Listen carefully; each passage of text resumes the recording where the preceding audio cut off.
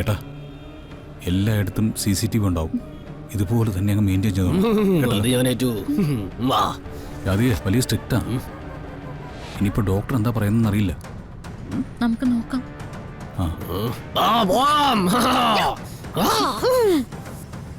താൻ ഡ്യൂട്ടി കഴിഞ്ഞ് അങ്ങോട്ട് പോയില്ലേ? ഇവിടെ വന്ന് നിന്നപ്പോഴത്തേക്കും പരീക്ഷണം തുടങ്ങി.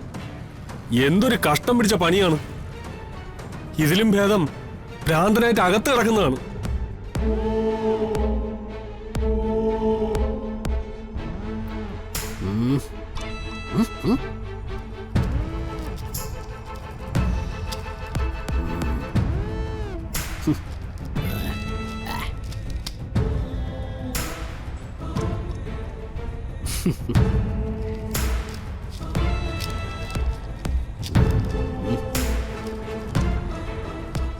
ഇതെത്ര നാളായി തുടങ്ങിയിട്ട്?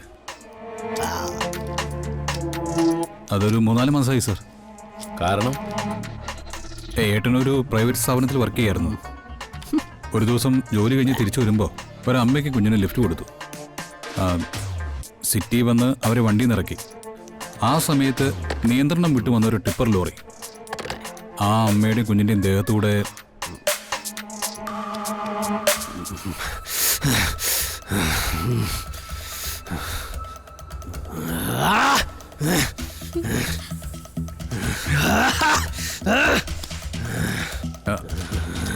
അതിനുശേഷം മുറിയിൽ ഒരേ ഇരിപ്പായിരുന്നു.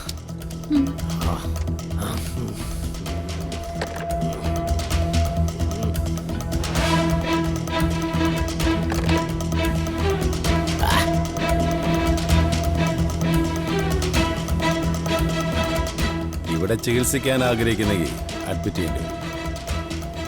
അത് കുഴപ്പമില്ല സാർ. ഓക്കെ, അഡ്മിഷൻ ഫീസും അഡ്വാൻസും ഒക്കെ ചേർത്ത് ഒരു 2 lakhs ആദ്യം പേയ്മെന്റ് അടയ്ക്കണം. ബാക്കിയുള്ള പിന്നീട് പറയാം.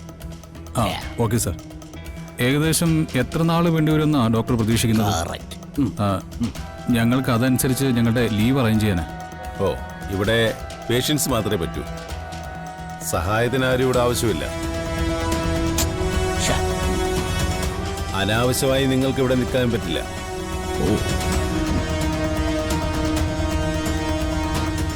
Okay sir. എനിവേ ഞങ്ങൾക്ക് സാറിൻ്റെ ചികിത്സ കിട്ടിയേ പറ്റൂ.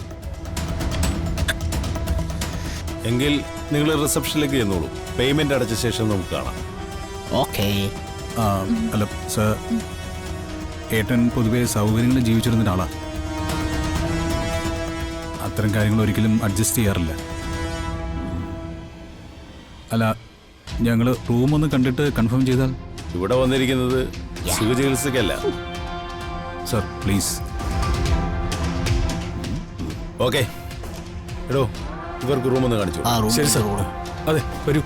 Thank you sir. Okay, bye. Doctor വായേട്ടാ, വാ. എഴുന്നേക്ക്. പട്ടാമ്പി റെയിൽവേ സ്റ്റേഷൻ യുനോ ഇയാളെ കൂടെ കൊടുക്കൂ. ഡോക്ടർ സംസാരിച്ചിട്ട് വരുന്നത്. ഡോക്ടർ, ഞാൻ കുറച്ചേരം സംസാരിച്ചിട്ട് പോ. ഐസ്ക്രീം ഞാൻ ഡോക്ടർ എന്തെങ്കിലും കൂടി പറഞ്ഞിട്ട് വരാം. ഇങ്ങോട്ട്.